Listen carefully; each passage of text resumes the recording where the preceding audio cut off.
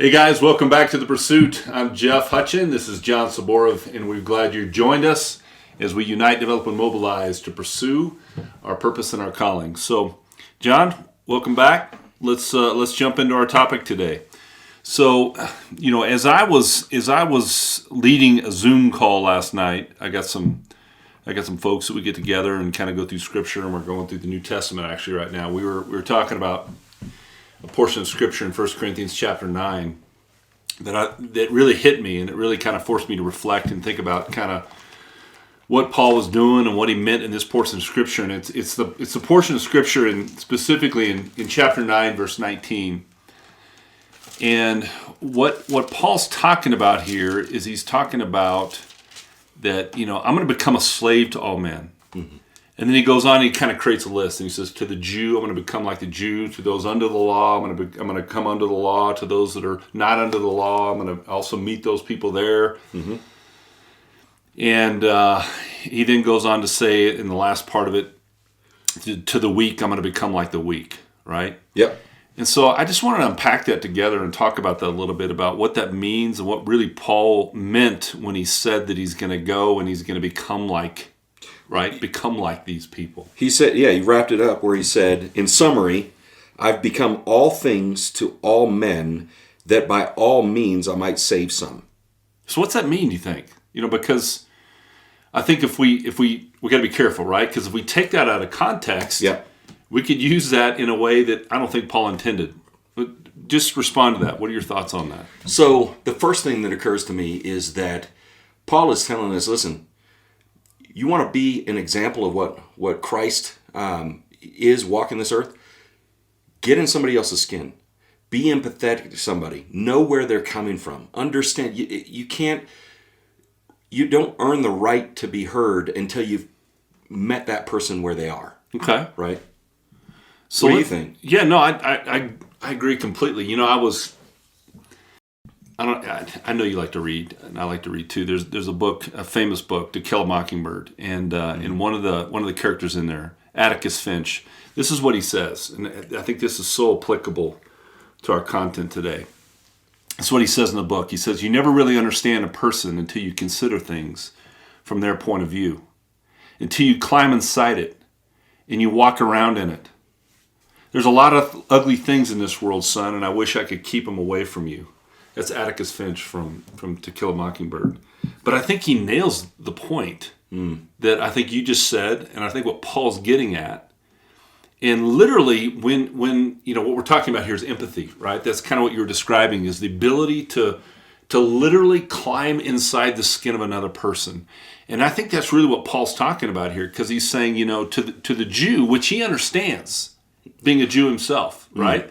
Maybe the most staunch of all Jews, right? As we know Paul before he became the Paul that we know, what did he do? What was he known for? Persecutor of the church. Right? Yeah. He was the defender of the church. When I say the church, the synagogue, he was the defender. And he said, these people that are talking about this Jesus and the Messiah, I'm going to take them out to the point of murdering and killing and pursuing and killing these Christians. And so he says, so he understands the Jewish mindset. But then he says, I'm also going to put myself in the mindset of the Gentile, the one that's not under the law. Right. I'm going to put my mindset in those that are weak, that can't provide for themselves or fend for themselves. And so, to your point, he's saying, I'm trying to become like all men, that I might save some. So you know what just occurred to me when you said that is, you don't necessarily have to have that experience or have that background. To be able to get into the skin of another person. Now, you may not be able to say, hey, I don't understand what it's like to be persecuted like that, okay? But I can see how it might have been like, and I'm willing to go there with you so that I can begin to see what pain, what is it that's holding you back from pursuing God? So what does it require then? If it doesn't require the experience of being in those places, what's it require, do you think? We have the opportunity to love somebody and come alongside them and help them in their journey, right? And that's far more important than figuring out how I can make them think like I think, or do what I do, right? Because that sort of sets up this construct. They already feel they in this case is a non-believer, right? Already feels a million miles away from God. I am not good enough to follow him, right? And if I walk into a situation and have a conversation with somebody and elevate myself by again, my religious system, by the law that I follow, I become irrelevant to that person. I'm not. Yeah. Yeah, I'm tracking with you. Yeah. You know, I think that something that's required even before that, and you and I have talked about this, is I think a trait that a lot of people lack, quite honestly, in our culture, is the trait of self-awareness. The ability to be aware of your surroundings, right? Let me give an example of this. Let's say I was going to minister to a bunch of homeless people. Okay. As an example, those that are not as well off as I am financially. And I pull up to this group and I pull up in a really nice truck, which in and of itself is not a bad thing. But let's say I get out of my truck and I walk up to these people and I go, man, today has been a really tough day. And they're like, really? Why is that, Jeff? Man, I had the toughest decision I had to make before I came here to see you today. I wasn't sure which car I was going to drive. You know, it's such a beautiful day outside. I was contemplating, you know, should I take my convertible? Should I take my Porsche? You know, should I take my truck? And I just really struggled with this decision. You have a Porsche? No, I didn't know that about you. I mean, we've been hanging out for a long time. By the way, it is my favorite car. But the problem is I'll never own one because I could never fit in one. That's the problem. But beside the point. That's a different topic for another day. It's so hard to keep a train of thought with this guy sometimes. I had such a great point. You're not related. So you're not relating to that person driving up in your truck, having made the decision that says, "Hey, I think I'm going to drive a truck today as opposed to my convertible." So it's just an example of an incredible lack of self-awareness, and that's an extreme example. But I think it's a solid example because there's too many times, right, when we don't think through, we're not aware of the situation we're stepping into. And I think that's really what Paul's talking about here. He's saying the first thing you need to do is you need to know who you're going to be ministering to, what you're about ready to step into.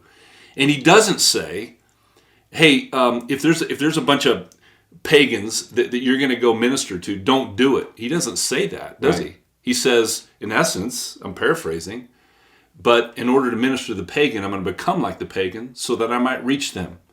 So let's talk about that specifically. Let's make it real life now. That's where I was going to go too. Right? Yeah. Because as he also says later in Scripture, I'm going to be in the world, but not of the world. Right? So it doesn't say pull yourself away from the relationship with the pagan. Instead, he says quite the opposite. Be in relationship with them. Jesus, where did we find Jesus? He wasn't with the religious. That's right. He wasn't with the righteous most of the time. Who was he found with? He was found with those... all those that needed the message that he had to carry. I was thinking about Romans 12. Remember where Paul said, you know what? Weep with those who weep. Rejoice with those who rejoice. So it's not enough to just be empathetic, but to actually partake in that experience with that person. That's why it's so powerful in your example about going to minister at the homeless shelter, right? You could very easily, out of empathy and out of a soft heart, write a check, send it off to the homeless ministry, and say, "Hey, I'm with you. I'm with you." And that's important. And that's great. Yeah, it's absolutely. Important. But man, to actually put faith into your shoes and actually go down there and to sit with those people, right? And to understand maybe from their perspective, get down to that level to say, what does it feel like to sit on the street? When God called me into the ministry and he said to me, I've called you to unite, develop, and mobilize these leaders for this reason, to utilize their time, their talent, and their treasure to advance my kingdom. It's for some a lot easier to give their treasure. The treasure, right. I tell you, the most valuable thing that any of us have, the greatest asset that all of us have is time. It's for us, to your point, for us to be able to give our time, I would say in some cases is a more valuable deposit than even our treasure. You know why? Because it tells that person that you're spending your time on, that you're writing your time check to. You're important. I could be doing a million other things at this very moment, and you are more important than all of those other million things. Yeah. You know, we do a lot of work in Rwanda and a lot of leadership development training and as well as humanitarian work out there. And I'll never forget 6-7 years ago, the first time I went to Rwanda for the very first time, and I met the people there, and they were so kind, and they were so grateful that I was there. But I'll never forget what they said. They said, "We are very appreciative that you're here and you came to visit us, but we will know that you love us if you return." Ah, yeah, I remember that. You remember that? Yeah. And it just kind of hit me. I'm like, gosh, you're right. That if I make the time and effort to come back a second, a third, and a fourth time, now they know you're invested, right? It's not that they don't appreciate you visiting. It's not that they don't appreciate the checks that are sent. But what's more valuable to them is seeing your face and building relationship with you. Wow. It's pretty cool. So let's be very specific now. Let's talk about examples of what this looks like in our modern culture today. So the first place I'm drawn to or thinking about in terms of an example is, again, this whole aspect of being able to show my righteousness to the world around me and to God that says perform. Remember, it's the orphan spirit. Yeah. And I could prove it by what I don't do and create such a separation between me and everybody in my circle. Here's an example. Say that a bunch of my friends, hey man, we're going to go to happy hour. Hey, we should invite John. John is not going to go to happy hour. That guy does it.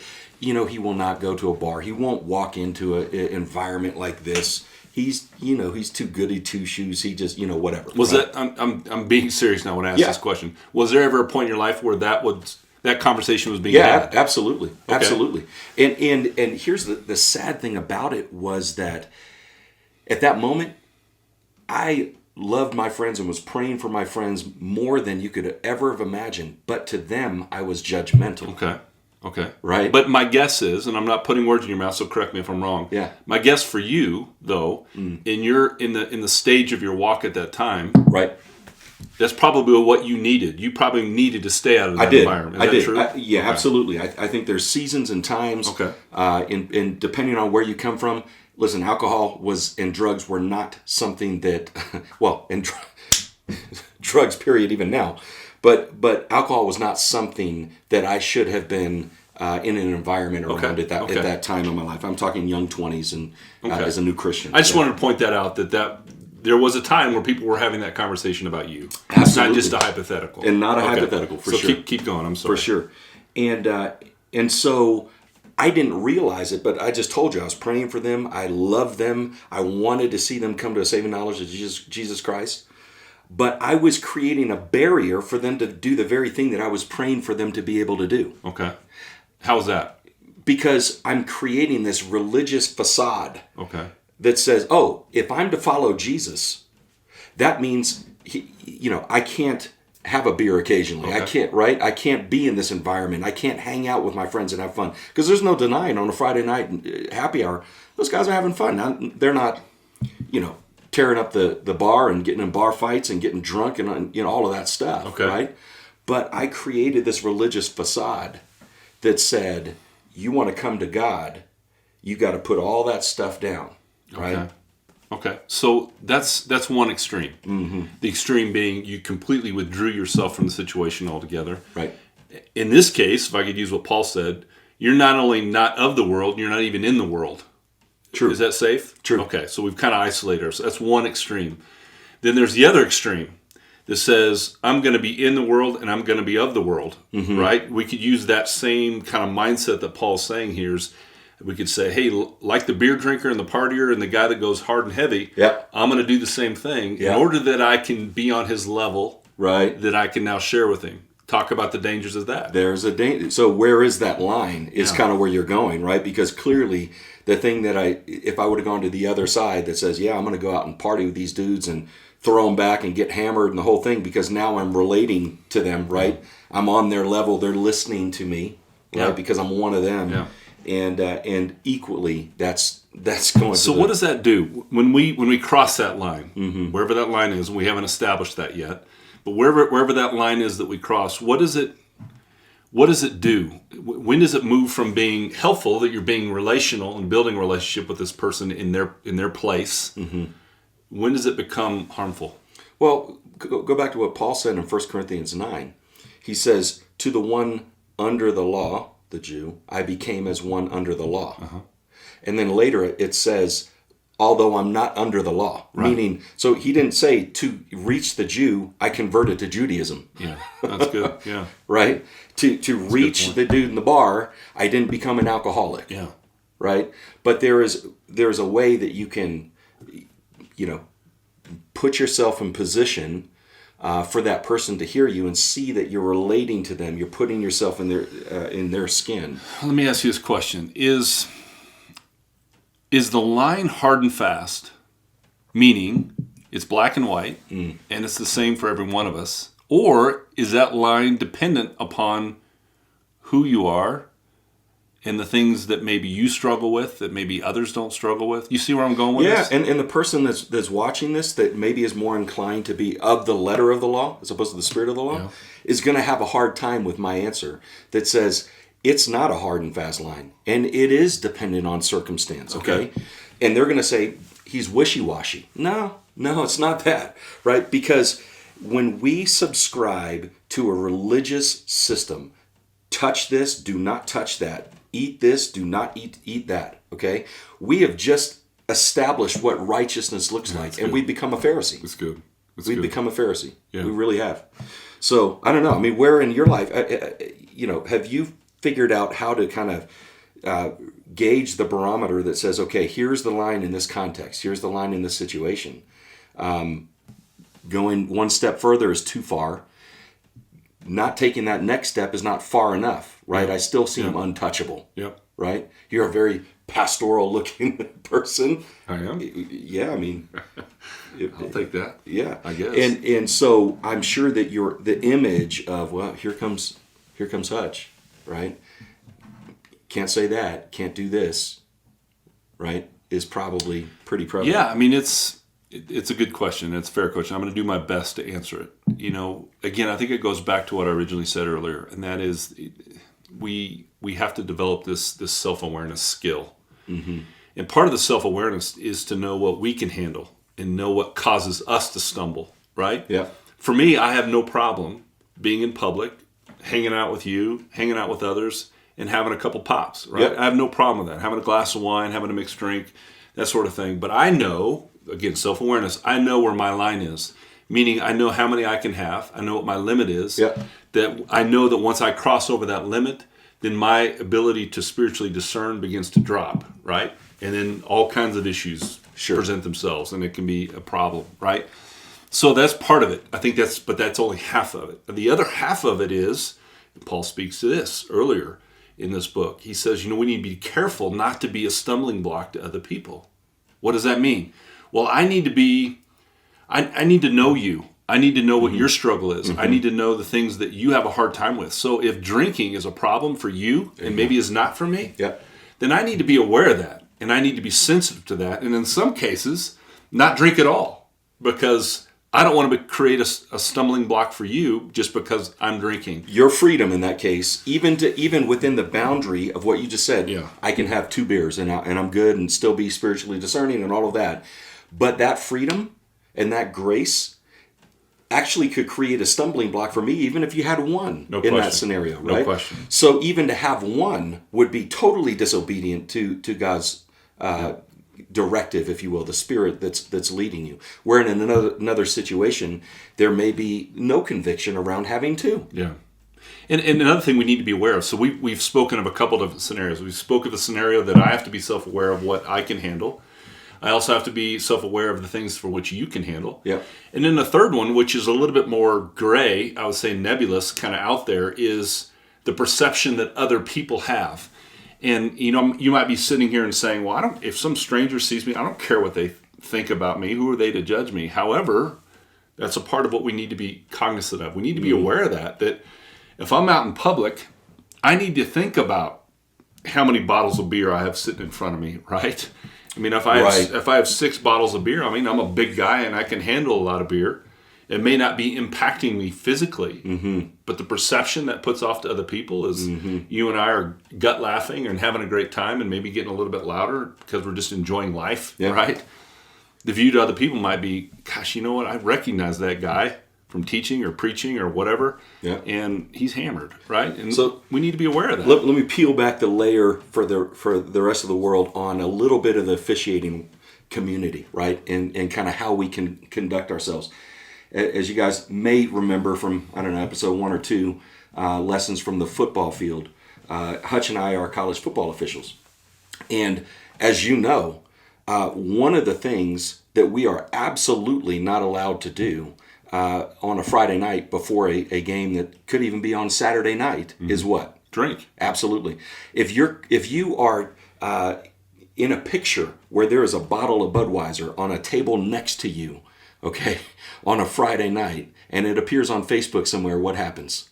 Big time trouble. Not good. Yeah, not good. The perception because is it's all what? about perception, right? Right. So, my favorite team is playing tomorrow, and I know that you're reffing that game, okay? And all of a sudden, I see something pop up on Facebook with you with a bottle of beer at a table at Chili's, right? And then you blow a call, or at least I think you do, the next game that cost my team the game. Well, guess what the reason why was? Yeah. Right? So it's that whole idea of not presenting or not putting out unnecessarily this perception that could be a stumbling block for somebody else. It's not fair. It's not fair. But it's real. Yeah. It's something we need to be aware of. Hey, hopefully you guys have gotten something out of today as we've dove into 1 Corinthians chapter 9 to hear a little bit more about what Paul meant when he said that I'm going to become like these people in order that I might save some. And one other thing, we want to just shout out to Barry in Tyler, Texas. He's our newest challenger as a part of the Men of the Pursuit. He's got a group out there in East Texas that he's going to start utilizing our podcast and our Challenger Guide to start leading and facilitating those groups. So welcome to Barry and the guys.